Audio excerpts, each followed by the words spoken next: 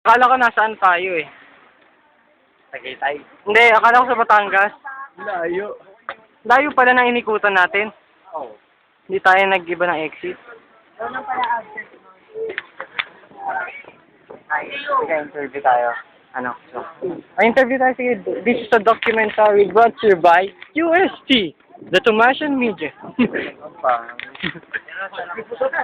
Kuya, tagal-tagal nyo naninirahan dito. Nakakaramdam na po. Ito ang basura ng... Ito ang basura ng... Yung patunay na may asong. Nasaan na ba yun? Nasaan? Nawawala. At ito ang pangil ng aso. Hindi yun yung Bagay na bagay, oh. Pinamamala.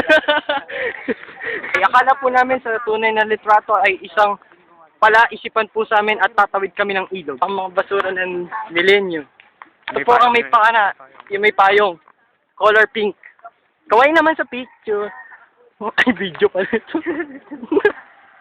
Hindi matakot ka na pag kumakaway talaga sa picture. Ay, sabi po.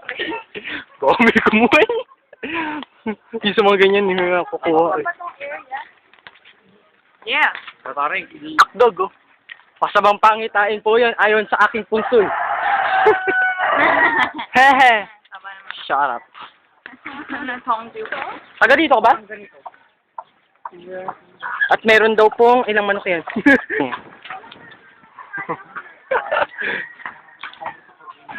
Ha? Sabi mo?